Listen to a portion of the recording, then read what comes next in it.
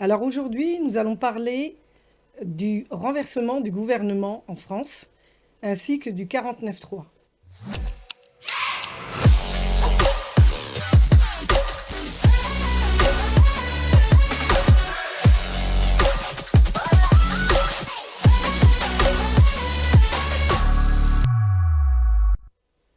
Bonjour.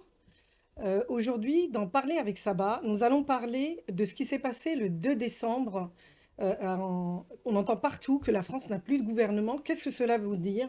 Et surtout, pourquoi le gouvernement de Michel Barnier a-t-il été renversé? Et quel rôle a joué le 49-3? Et surtout, qu'est-ce que cela va changer dans notre quotidien? Avec moi, aujourd'hui, j'accueille un homme extraordinaire qui a fait énormément de choses, un écrivain, un anthropologue, un ami, qui est Jordan Alger. Bonjour Jordan, Bonjour, ça va. bienvenue dans mon émission. Merci. J'ai le plaisir de t'accueillir et on va parler un petit peu de tout ce que tu as fait. Et en introduction, j'ai voulu que ce soit un pont entre ce qui se passe en France, mais aussi en Afrique, puisque notre chaîne est diffusée aussi en Afrique à travers Afrique One. D'accord. Bienvenue. Afrique One. Donc pour commencer, nous allons vous dire pourquoi aujourd'hui ça a été important de parler du 49-3. Qu'est-ce qui s'est passé dans ce gouvernement? En fait, avec le gouvernement de Michel Barnier et la crise politique qui en découle, je vais aussi vous expliquer le pourquoi cela nous concerne tous, au niveau de nos impôts, au niveau de nos économies. Comment par la base et qu'est-ce que c'est que le 49.3? L'article 49.3 de la Constitution française est un outil dont dispose le gouvernement pour faire passer une loi sans vote à l'Assemblée nationale. En gros, c'est un débat sans lise et si le gouvernement n'a pas assez de soutien pour faire l'adoption d'une loi, il peut dire « Nous considérons que cette loi est trop importante pour attendre, donc nous adoptons directement la loi ». Mais attention, ce n'est pas gratuit. Une fois le 49.3 utilisé, les députés peuvent riposter en déposant une motion de censure. Si cette motion est adoptée, le gouvernement tombe. C'est ce qui s'est passé en définitive par rapport au 2 décembre. Pourquoi ce mécanisme existe-t-il? Pour éviter les blocages, il permet d'avancer rapidement sur les lois importantes, même si le Parlement est divisé. Un outil aussi controversé, beaucoup de gens le critiquent car ils estiment qu'il affaiblit le débat. Qu'est-ce qui s'est passé avec le ministre Michel Barnier? Le 2 décembre, Michel Barnier, alors Premier ministre, a utilisé le 49.3 pour faire adopter une loi cruciale, le projet de financement de la sécurité sociale pour 2025. Pourquoi est-ce que c'est important et ça concerne qui? Le remboursement d'abord des médicaments, le financement des hôpitaux, les retraites, ça nous concerne tous. Cette loi des services publics est essentielle et risque de manquer de moyens. Mais Michel Barnier savait qu'il n'avait pas assez de soutien des députés pour faire adopter ce texte. C'est pour cela qu'il a utilisé le 49.3. En réponse, les députés, la motion de censure, en réponse de deux motions de censure ont été déposées. Une par la gauche, socialiste, communiste et écologique, une autre par le Rassemblement national Marine Le Pen. Le mercredi 4 décembre, j'étais aussi à l'Assemblée nationale, puisque je m'occupe aussi, à travers mon association Justice First Software de l'handicap. Et j'ai eu le droit de privilégier, de rencontrer, enfin de croiser Madame Le Pen à cet effet. Donc le mercredi 4 décembre, ces mentions ont été votées. Résultat, 331 députés ont voté en faveur de la censure de Michel Barnier. Et ce gouvernement, donc, a été renversé. C'est un événement qui n'a pas eu lieu depuis très longtemps, puisque cela remonte à 1962. Donc, pourquoi j'en parle et aujourd'hui et pourquoi c'est important? Parce que l'adoption, en fait, de cette loi comme je viens de le dire, sur la sécurité sociale, va concerner les médicaments, va concerner les hôpitaux et les retraites. Ça veut dire que cela, on ne va plus avoir énormément de moyens en France, et ça nous concerne. Donc, qu'est-ce qui s'est passé à la suite de Michel Barnier avec cette mention? Michel Barnier a présenté sa démission à Emmanuel Macron en attendant la nomination d'un nouvel gouvernement. Et lui, ses ministères gèrent uniquement à l'heure actuelle les affaires courantes. Qu'est-ce que cela signifie? Ils peuvent traiter les urgences, mais ils ne peuvent pas proposer de nouvelles lois. C'est très important. Ils ne peuvent pas engager de réformes importantes. Quand la prise de parole à Emmanuel Macron l'a prise au lendemain, Emmanuel Macron s'est exprimé à la télévision.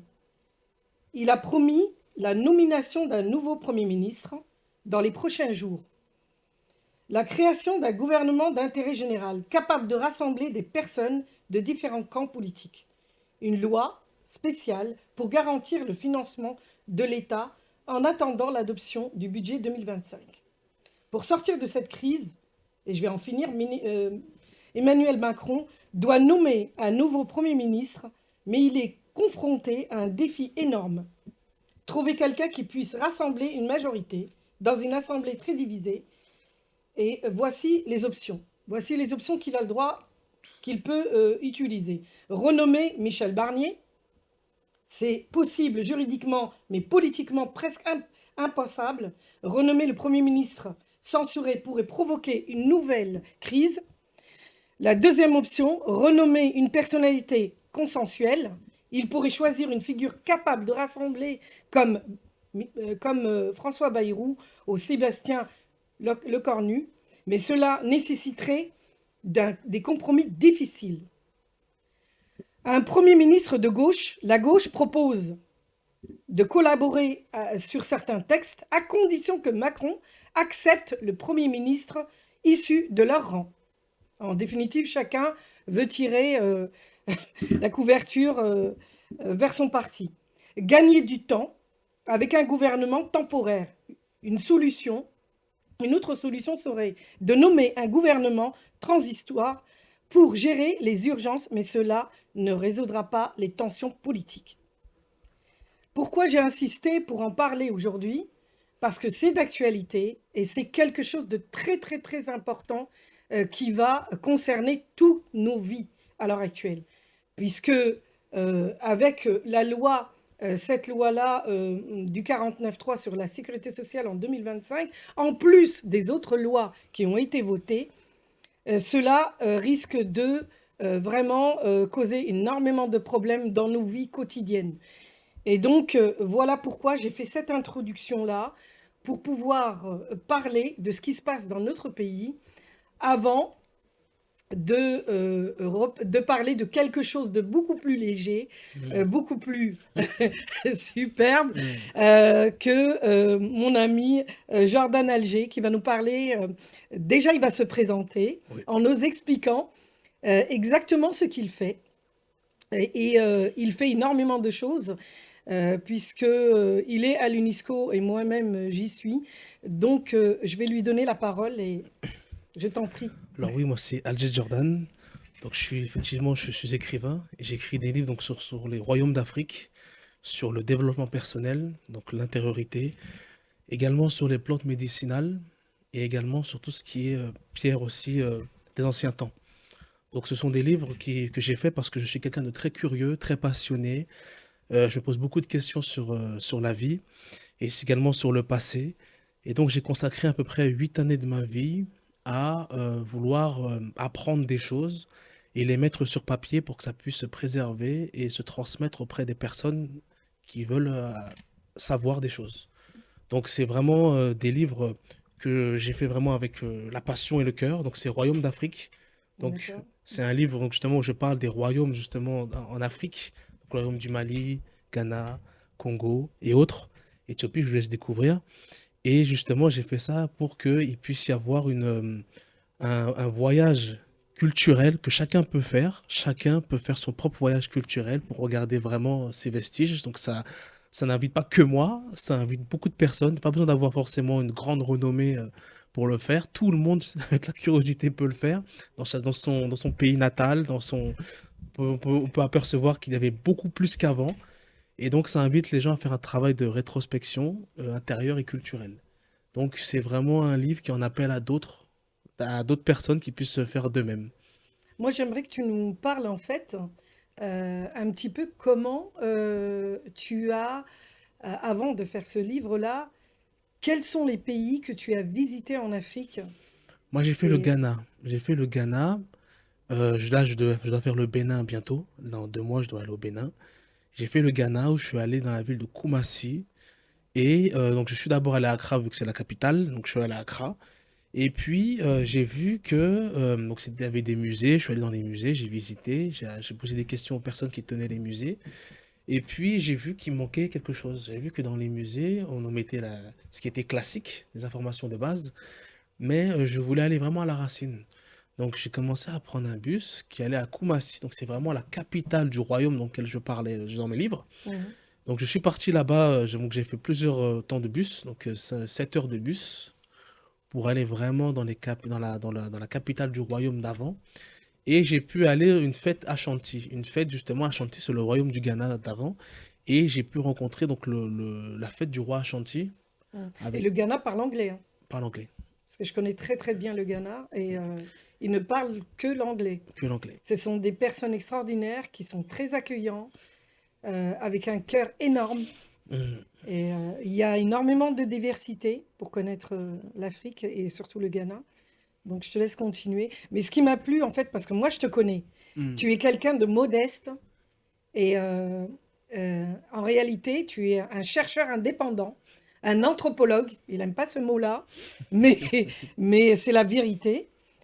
Donc moi, je voudrais que tu nous parles en fait de tes recherches et comment t'es venue l'idée, puisque il y a quelque chose qui te motive que moi je te connais.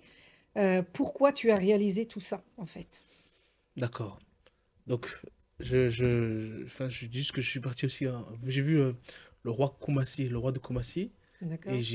j'ai pu voir la cérémonie africaine. Une cérémonie africaine, je voulais le voir. Parce que mon but, c'était pas que faire un travail de recherche de loin, je voulais le vivre.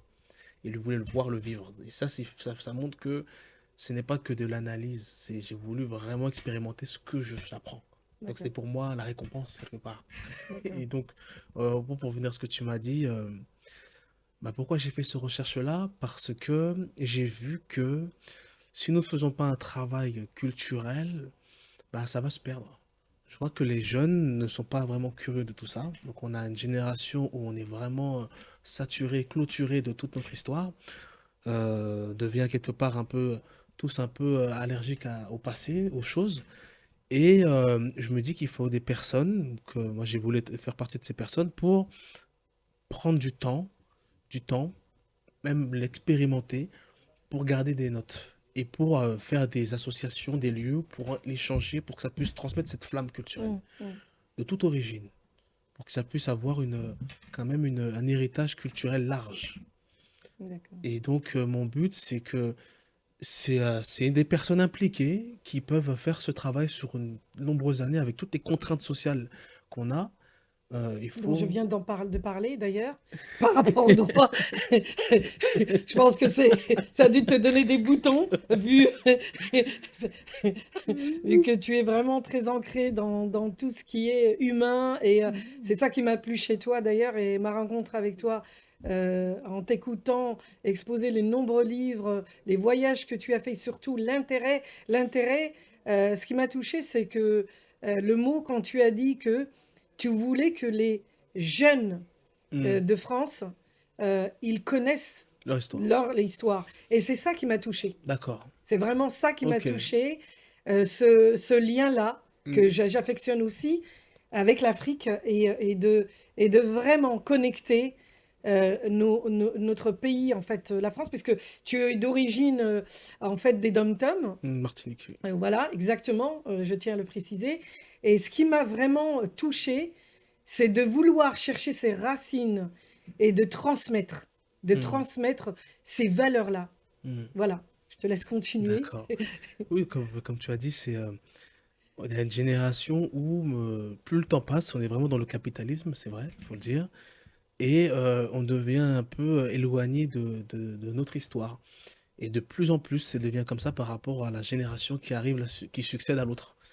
Et je trouve que c'est dommage parce que je pense que nos grands-parents, arrière-grands-parents avaient beaucoup de choses à nous transmettre, qu'on n'a pas eu l'occasion de pouvoir échanger vu on est toujours très jeunes. Vu que moi, personnellement, j'étais jeune, j'ai voulu justement consacrer ce temps personnel pour faire en sorte que je puisse faire en sorte que les gens puissent apprendre ou même aussi découvrir ben, leurs origines et faire de même en fait. Parce que Exactement. ces histoires, c'est très important. C'est une identité, c'est une fierté. C'est vraiment, on est bien plus que ce que notre environnement nous définit en fait. Exactement. Je rappelle aussi que Jordan, il est modeste, mais il a été reçu à l'UNESCO, où je suis moi-même, et il a été reçu dans de nombreux endroits pour tout ce qu'il a fait. Et j'ai vraiment énormément d'émotions et de respect, et vraiment de t'avoir eu dans ma vie parce que vraiment ça m'a touchée. Tout ce que tu as fait est d'intérêt général et d'intérêt public et d'intérêt pour vraiment humain. Et le côté humain, à l'heure actuelle, il est très important, très très très Mm, important. mm, mm, Donc il y a aussi, tu écris aussi d'autres livres sur la spiritualité, oui, sur oui. Celui-là, voilà, c'est celui-là. voilà, Ça, c'est vraiment Lumière Histoire. Voilà. C'est vraiment un livre, c'est mon premier livre d'ailleurs.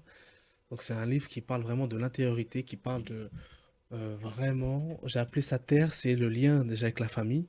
Donc, le lien avec la mère, le lien avec le père, les grands-parents, l'enfant et la femme. Donc, la conjugalité. Donc, c'est vraiment déjà, ça, c'est la terre. C'est le lien, les liens qui nous nourrit, en fait, qui nous nourrit, qui nous exactement. permet d'avoir déjà des bons fondements pour passer à la suite. Parce que ça, c'est très important. C'est ce qui nous module et nous enrichit.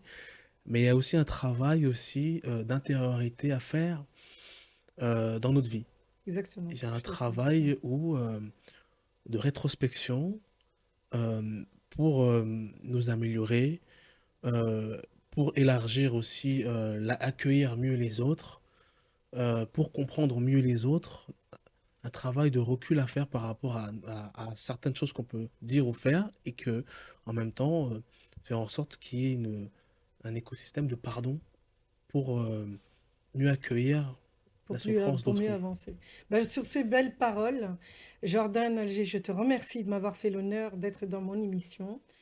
Je vous rappelle qu'on aura beaucoup de personnes aussi importantes que Jordan dans mon émission. Je vous remercie d'avoir suivi cette émission Parler avec Saba. J'aimerais, avant de finir, remercier vraiment le directeur de la chaîne, Hamza, et Monsieur Sadat. Sans eux, ne pouvons pas faire ce que nous faisons et surtout transmettre et avoir de très très belles personnes parce que dans les prochaines émissions, vraiment, on va faire en sorte, puisqu'on est sur FP92 et en même temps Afrique One, on va essayer de faire vraiment faire différemment les émissions pour vraiment transmettre, comme vient de le dire Jordan, des valeurs et vraiment montrer une autre version de la télévision. Je vous remercie infiniment de m'avoir suivi et je vous dis à bientôt pour d'autres Yes. émissions. Merci Jordan, Merci à bien. bientôt.